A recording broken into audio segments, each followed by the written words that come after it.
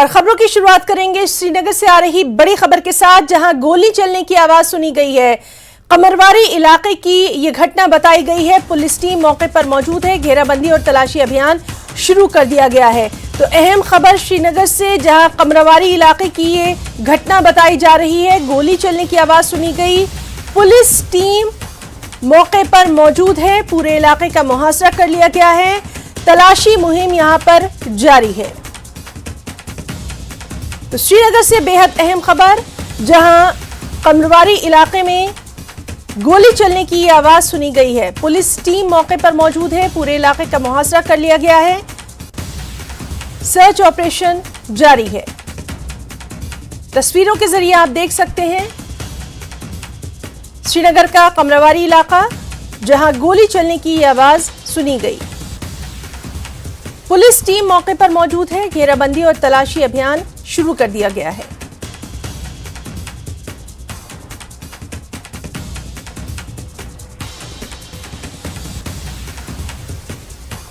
और मजीद डिटेल्स के साथ मौजूद हैं हमारे साथी परवेज भट्ट। परवेज, इस पूरे मामले पर आपसे तफसीलात चाहेंगे, खास तौर पर अभी वहां पर क्या कुछ सिचुएशन नजर आ रही है?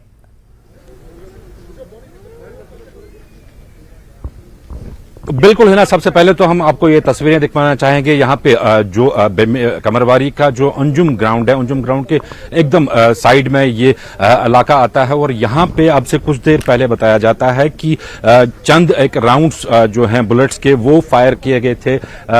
एक शख्स यहाँ पे रहता है जो कि रेवेन्यू ऑफिशियल अभी तक बताया जा रहा है, उस पे ये राउंड्स फायर किए गए थे, लेकिन उसको ये गोलियां नहीं लगी हैं। लेकिन इलाके में अगर हम देखें तो इलाके में काफी सनसनी और डर का माहौल इस टाइम देखने को मिल रहा है। इस जो गोलियों की आवाज है, इसके बाद ही जो है पूरे इलाके के कॉर्डन ऑफ कर दिया गया है। यहाँ पे आप विजुअल्स में देख सकते हैं कि सिक्योरिटी को पूरी तरह से यहाँ अलर्ट कर दिया गया है। पुलिस ने भी ट्वीट करके बताया कि चंद एक राउंड्स जो हैं वो यहाँ पे फायर हुए हैं, और उसके बाद ही जो ये तलाशियों की कार्रवाइयां जो हैं वो शुरू कर दी गई हैं। यहाँ पे दूसरा अगर हम बात करें, जो मिलिटेंट ऑर्गेनाइजेशन TRF है, उनका दावा है कि एक रेवेन्यू ऑफिशियल यहाँ पे रहता है, जो कि जो एनक्रोचमेंट ड्राइव पिछले काफी दिनों से चल रही थी, उसमें वो काफी बढ़ चढ़ के हिस्सा ले रहा था। तो उनका दावा है कि उसको टारगेट किया गया था यहाँ पे।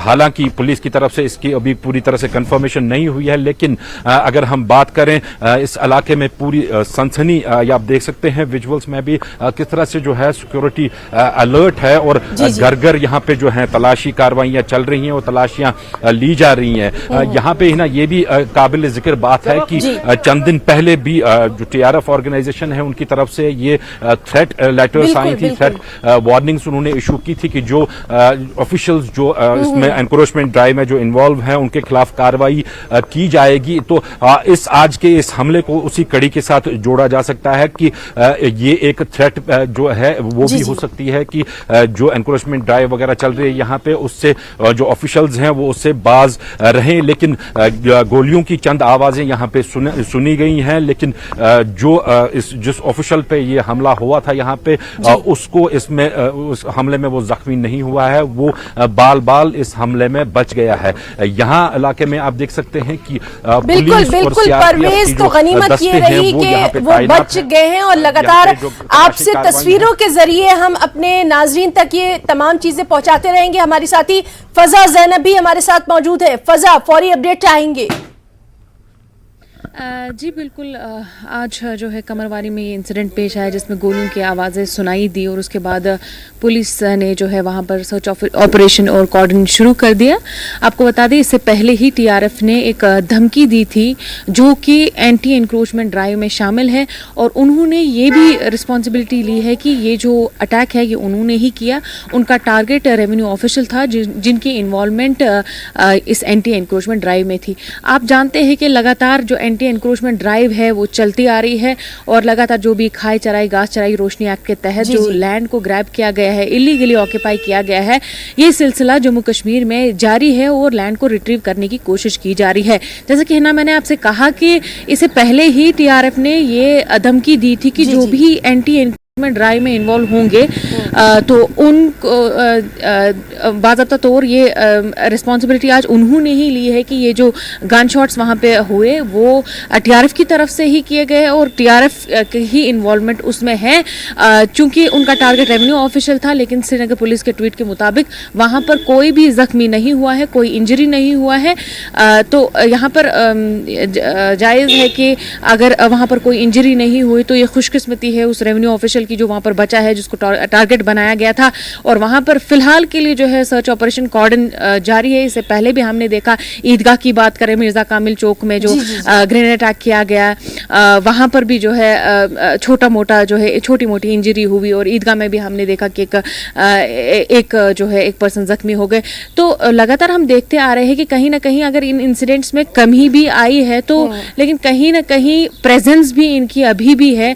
जिस तरीके से एक तरफ से जो एलजी एडमिनिस्ट्रेशन है वो दावा करती है कि यहाँ पर जो मिलिटेंसी को है ग्रास रूट लेवल पे जो है ख़त्म करना है, लगातार दावा करते आ रहे हो, तो वहीं हम दूसरी तरफ से देखते हैं कि कहीं ना कहीं जो ये इंसिडेंट्स है लगातार चर्चा जारी रखेंगे। हमारे साथी परवेज भी मौजूद हैं, वहीं मुकाम से मौजूद हैं वो। परवेज, इस इलाके के ताल्लुक से हम जरूर जानना चाहेंगे, तस्वीरों के जरिए हमारे नाजरीन तक पहुंचाइए।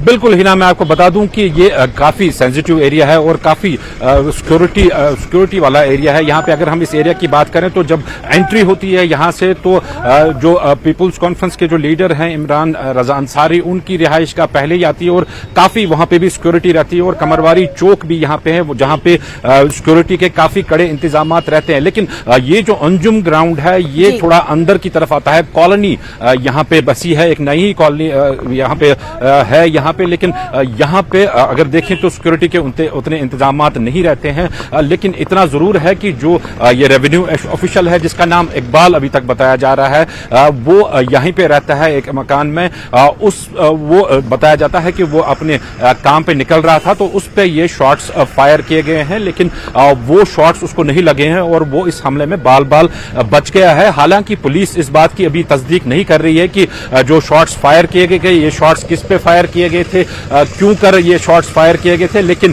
कॉर्डन एंड सर्च ऑपरेशन जो है वो एरिया में लगातार चल रहे हैं। यहाँ जो मुकामी बाशिंदे या फिर जो टीआरएफ की क्लेम है उसके हवाले से यह बताया जा सकता है कि ये एक रेवेन्यू ऑफिशियल को टारगेट करने की कोशिश की गई थी। यहाँ पे ये एक मैसेज हो सकता है कि जो बाकी revenue officials anti encroachment drive में शामिल रहते हैं उनको एक धमकी के तौर भी इसको माना जा सकता है, क्योंकि 2 या 3 शॉट्स ज्यादा से ज्यादा फायर किए गए हैं। एक कंप्लीट हमला इसको नहीं बोल सकते हैं कि हमला किया गया है या इंटेंट टू किल था, ये भी नहीं कहा जा सकता है, क्योंकि 2 या 3 शॉट सिर्फ फायर किए गए हैं और उसके बाद जो है वो मिलिटेंट जो है वो यहां से भाग निकले हैं। लेकिन जो खुशकिस्मती इसमें जो ऑफिशियल की वो यही है कि ये इस हमले में बाल बाल बचा हुआ है। इलाका काफी अंदर है, ये कमरवारी से काफी अंदर का एरिया है और यहाँ पे जैसा मैंने पहले भी कहा कि सिक्योरिटी के उस तरह के इंतजामात यहाँ पे नहीं रहते हैं। लेकिन जो बाहर का एरिया है वहां पे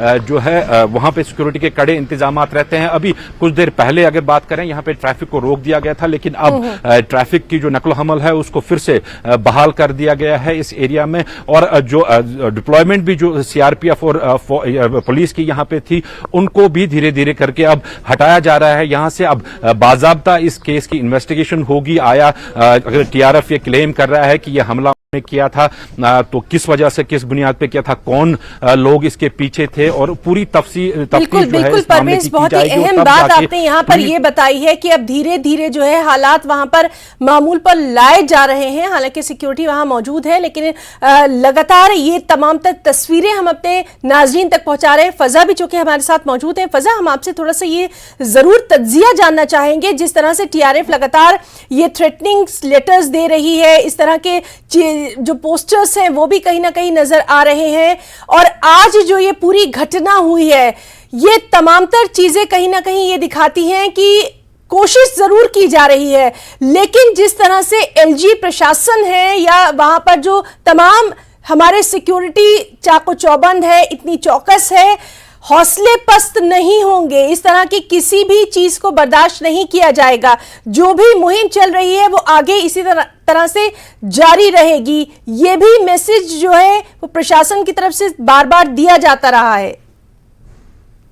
बिल्कुल है ना, हम लगातार देखते आ रहे हैं कि इससे पहले ही टीआरएफ ने जिस तरीके से धमकाया था कि जो भी इस एंटी एनक्रोचमेंट ड्राइव में इन्वॉल्व होंगे, जो डिमोलिश कर रहे होंगे, जो सील कर रहे हैं अभी, जो खाई चराई, घास चराई या जो रोशनी एक्ट के तहत लैंड ग्रैब किया गया है, तो उसके बावजूद भी जो गवर्नमेंट है वो अपने ऑर्डर पे टिकी रही और लगातार डिस्ट्रिक्ट एडमिनिस्ट्रेशन जम्मू कश्मीर की ये जो लैंड ग्रैब जिन्होंने किया है वो रिट्रीव करते गए। लेकिन यहाँ पर एक तरफ से जिस तरीके से हमारे कॉलीग परवेज ने कहा कि ये एक मैसेज भी हो सकता है टीआरएफ की तरफ से कि ये जो रेवेन्यू ऑफिशियल है इसको सिर्फ इसलिए टारगेट किया गया है क्योंकि ये एंटी एनक्रोचमेंट ड्राइव में इसका इन्वॉल्वमेंट था। तो वहीं ये सब तक जब ये मैसेज जाता है तो कहीं ना कहीं ये जो ऑफिशियल्स जो कि अभी डिमोलिशन ड्राइव यहाँ पर चलाते हैं, एंटी एनक्रोचमेंट ड्राइव यहाँ चलाते हैं, वो भी इससे खौफजदा हो जाते हैं और कहीं ना कहीं उन पे भी एक प्रेशर बनाया रहता है, क्योंकि एक तरफ से गवर्नमेंट का ऑर्डर उन्हें फॉलो करना है और दूसरी तरफ से उनको जो है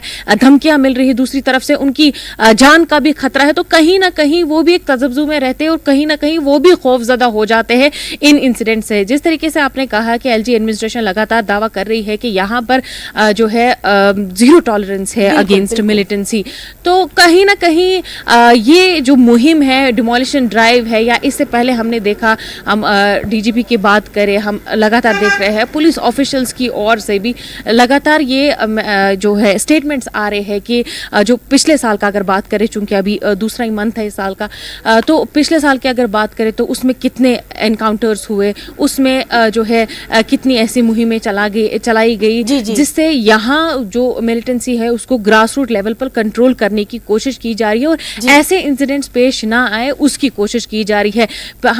हालांकि हमने कई सारे ऐसे इंसिडेंट्स देखे जिनमें ऐसे केसेस पेश आए, चाहे हम टारगेट देखिए, ये भी एक टारगेटेड किलिंग है। जिस तरीके से यहाँ पर जो है बाल वो जो रेवेन्यू ऑफिशियल है वो बचे। इससे पहले की अगर बात करें, चाहे हम कश्मीरी पंडित्स की बात करें, चाहे हम पुलिस पर्सनल्स की बात करें, और अब जो टारगेटेड किलिंग का सिलसिला है बिल्कुल वो यहाँ से और इस बेहद अहम खबर पर लगातार हम अपडेट और क्या कुछ कार्रवाई की गई है, जिस तरह से हमारे साथी परवेज बता रहे थे कि पूरे मामले की जांच की जाएगी, उस पर भी नजर बनी रहेगी। आप दोनों का, फजा ज़ैनब और परवेज भट्ट, अपने दोनों साथियों का यहां तमाम तर अपडेट देने के लिए, तफसीलात देने के लिए बहुत बहुत शुक्रिया अदा करना चाहेंगे। फिलहाल एक छोटा सा ब्रेक।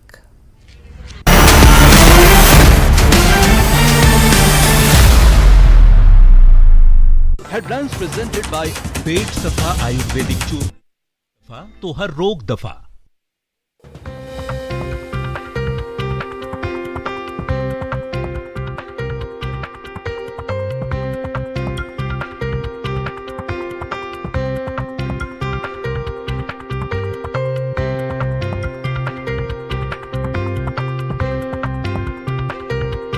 हेडलाइंस प्रेजेंटेड बाय पेट सफा आयुर्वेदिक चूर्ण, पेट सफा तो हर रोग दफा। Languages, 26 states, 1200 plus reporters, 67 plus crore viewers. India's largest news network, News 18 Network.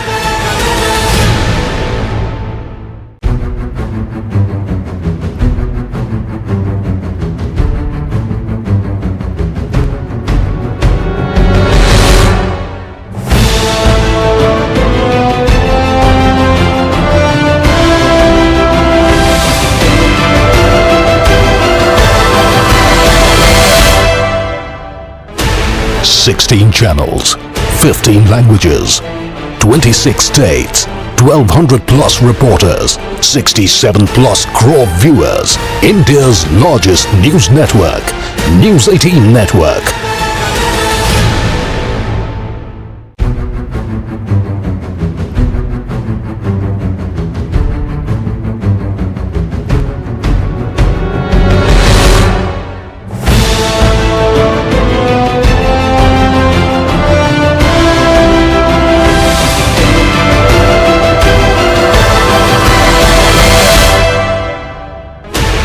Sixteen channels, 15 languages, 26 states, 1200 plus reporters, 67 plus crore viewers. Headlines presented by पेट सफा आयुर्वेदिक चूर्ण। पेट सफा तो हर रोग दफा।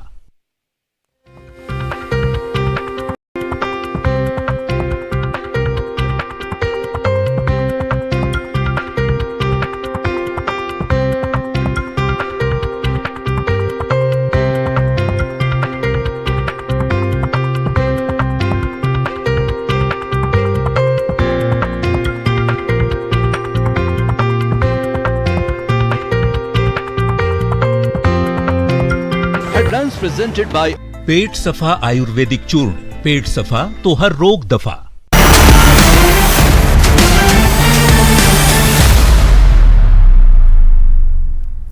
और श्रीनगर से इस वक्त की एक और बड़ी खबर आपको दे दें, जहां 3 लोगों की गिरफ्तारी हुई है। देश विरोधी बयान दिया था, साथ ही मीडिया कर्मियों को भी धमकाया था। कल की प्रेस कॉन्फ्रेंस थी, संबंधित धाराओं में प्राथमिकी जो है वो दर्ज कर ली गई है। तो श्रीनगर से बड़ी खबर, जहां 3 लोगों की गिरफ्तारी हुई है। देश विरोधी दिया था बयान, मीडिया कर्मियों को भी धमकाया था। कल प्रेस कॉन्फ्रेंस की थी, संबंधित धाराओं में प्राथमिकी यानी एफआईआर दर्ज कर ली गई है। तो अहम खबर श्रीनगर से, जहां 3 लोगों की गिरफ्तारी हुई है।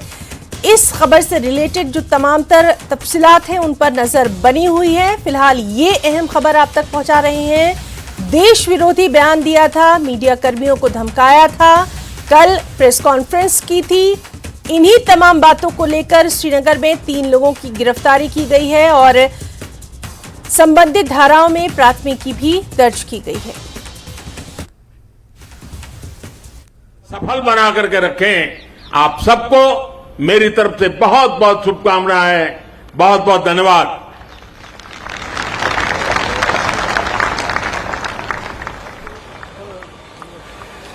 देवी सज्जनों, हम सब अपने अपने स्थान पर खड़े होकर करतल ध्वनि से माननीय प्रधानमंत्री महोदय का आभार व्यक्त करें, उनके स्नेह के लिए, उनकी प्रेरणा के लिए, उनके उस नेतृत्व के लिए जो देश भर के जनजातीय समुदाय के भाइयों बहनों के जीवन में सुख की, समृद्धि की, सम्मान की नई रोशनी के रूप में आज हम उसका स्पंदन महसूस कर रहे हैं। तो ये तस्वीरें थी आदि महोत्सव की, जहां प्रधानमंत्री नरेंद्र मोदी सुबह से मौजूद रहे। एक और अहम खबर कुपवाड़ा से आपको दे दें। बीती रात के दौरान कुपवाड़ा पुलिस द्वारा मिले एक इनपुट के आधार पर सेना और पुलिस की संयुक्त टीम ने सैदपुरा अग्रिम क्षेत्र में घुसपैठ की कोशिश को नाकाम कर दिया। संयुक्त टीम ने एक घुसपैठिए को ढेर कर दिया, बाकी घुसपैठियों की तलाश जारी है।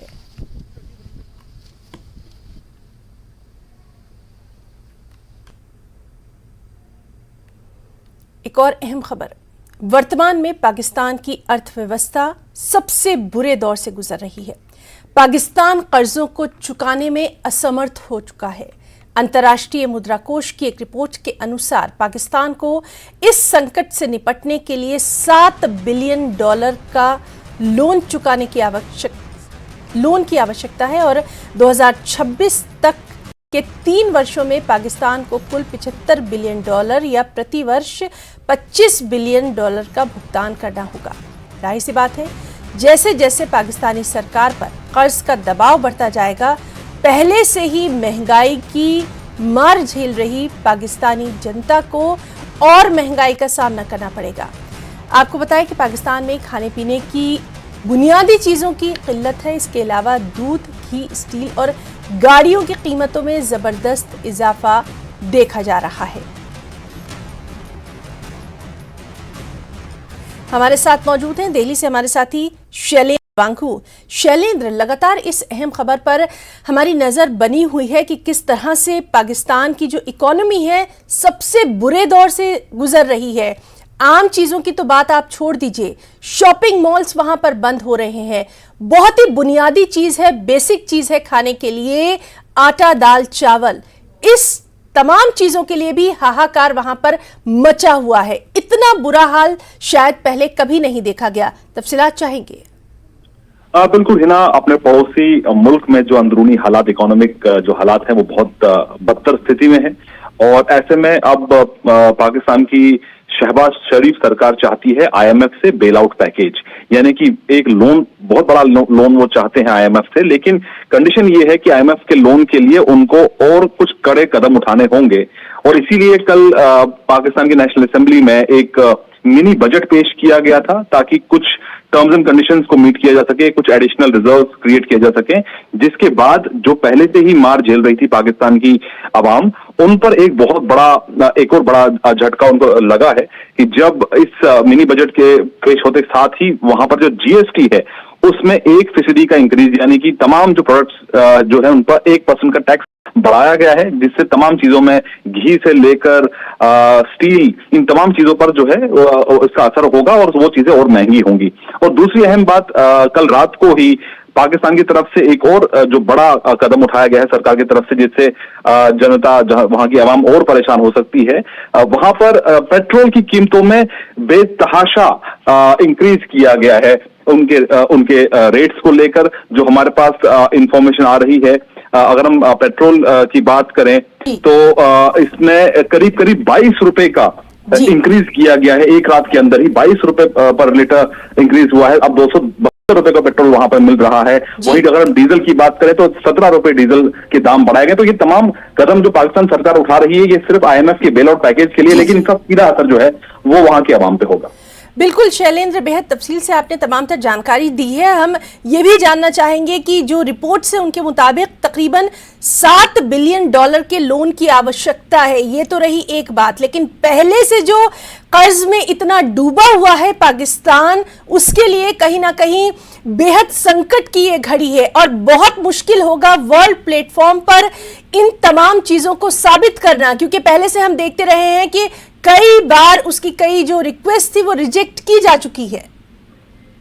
देखिए, इस वक्त पाकिस्तान की शहबाज शरीफ सरकार संकट में है और हमने ये भी देखा है कि बावजूद इन सब तमाम हालातों के बावजूद हमने पिछले दिनों देखा था कि पाकिस्तान की कैबिनेट ने वहां पर लग्जरी कार के इंपोर्ट को लेकर मंजूरी दी थी। तो उसको लेकर भी काफी शोर मचा था पाकिस्तान में। एक तरफ जहां पाकिस्तान की जनता के पास खाने के लिए पैसे नहीं है, वहीं शहबाज शरीफ सरकार जो है वो मर्सिडीज, BMW जैसी गाड़ियों को इंपोर्ट कराने के लिए मंजूरी दे चुके हैं। लेकिन एक अहम बात यह भी है कि हमने ये देखा है कि जब से पाकिस्तान ने भारत के साथ जो रिश्तों को कमजोर किया है अपनी तरफ से, उन्होंने कई कदम उठाए हैं, ट्रेड बंद किया है, एक तरफा ट्रेड पाकिस्तान ने बंद किया था, उसका सीधा असर अब पाकिस्तान की जनता पर उठाना पड़ रहा है। आपको ये भी बता दें कि पाकिस्तान में एक बार फिर से अंदर से भी आवाजें आ रही हैं, वहां के जो इकोनॉमिस्ट हैं, कि भारत के साथ फिर से एक बार ट्रेड खोला जाए, यानी कि एक बार फिर से गुहार लगाई जाए भारत से कि हमें साथ वो ट्रेड करें ताकि जनता को थोड़ी राहत मिले। लेकिन ये फिलहाल होता दिखाई नहीं दे रहा है। एक तरफ जहां पाकिस्तान में भी आतंकवाद को बढ़ावा दिया जाता रहा है, लेकिन एक तरफ उनके पास खाने के लिए भी जनता के पास पैसे नहीं है। लेकिन वहीं दूसरी तरफ हम ये भी देख रहे हैं कि पाकिस्तान के जो प्रधानमंत्री शहबाज शरीफ हैं, उन्होंने खुद ये कहा है कि एक न्यूक्लियर स्टेट होने के बावजूद उनको कटोरा लेके दूसरे देशों में जाना पड़ता है। तो जाहिर तौर पर अंदरूनी हालात बहुत खराब है और माना जा रहा है कि IMF के बेल आउट पैकेज के बिना पाकिस्तान की इकोनॉमी पूरी तरह से डूब सकती है। हालांकि इसके लिए और कड़े कदम उठा सकती है पाकिस्तान की सरकार। तो ऐसे में वहां की जनता अभी और त्रस्त हो सकती है। बिल्कुल शैलेंद्र, बेहद अहम जानकारी के लिए हम आपका बहुत बहुत शुक्रिया अदा करना चाहेंगे, क्योंकि बहुत ज़रूरी है ये तमाम तर चीज़ें सामने लाना कि किस तरह से अभी के जो हालात हैं, अर्थव्यवस्था है पाकिस्तान की सबसे बुरे दौर से गुजर रही है। बहुत बहुत शुक्रिया शैलेंद्र आपका तमाम तर तफसीलात के लिए, जानकारी के लिए। तो दर्शकों, आपको बता दें कि वर्तमान में पाकिस्तान की जो अर्थव्यवस्था है सबसे बुरे दौर से गुजर रही है। पाकिस्तान कर्जों को चुकाने में असमर्थ हो चुका है। अंतर्राष्ट्रीय मुद्रा कोष की अगर बात करें तो रिपोर्ट्स के अनुसार पाकिस्तान को इस संकट से निपटने के लिए $7 बिलियन के लोन की आवश्यकता है। सिर्फ यही नहीं, बल्कि 2026 तक के 3 वर्षों में पाकिस्तान को कुल $75 बिलियन या प्रति वर्ष $25 बिलियन का भुगतान करना होगा और खमियाजा भुगतना है सिर्फ और सिर्फ पाकिस्तान की जनता को। बेहद अहम खबर जिस पर लगातार आपको तमाम तर जानकारी देते रहेंगे। एक और अहम खबर, माता वैष्णो देवी के दर्शन अब आसान हो जाएंगे। 250 करोड़ रुपए की लागत से रोपवे बनाया जाएगा। राइट्स ने रोपवे बिडिंग के लिए नोटिफिकेशन जारी कर दिया है। 5 से 6 घंटे का सफर महज 6 मिनट में पूरा हो जाएगा। रोपवे ताराकोट से सांझी छठ मार्ग पर होगा। परियोजना को अगले 3 वर्षों में पूरा करने का लक्ष्य है।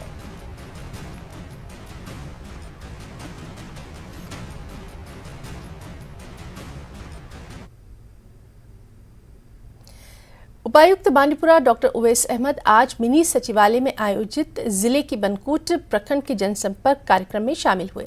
इस मौके पर लोगों ने डीसी को अपनी समस्याओं से अवगत कराया। इस अवसर पर बोलते हुए डॉक्टर उवैस ने हर घर में पीने के पानी की आपूर्ति सुनिश्चित करने के लिए जल जीवन मिशन को सख्ती से लागू करने पर जोर दिया।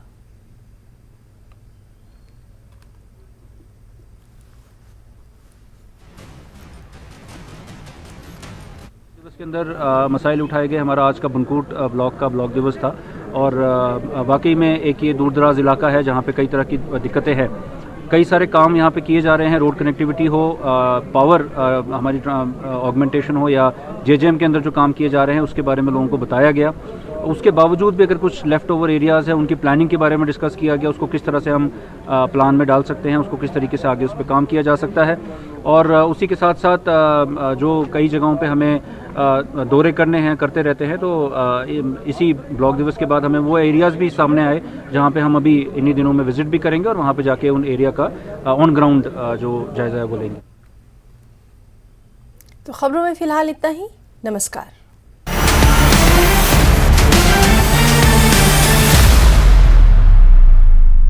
Network.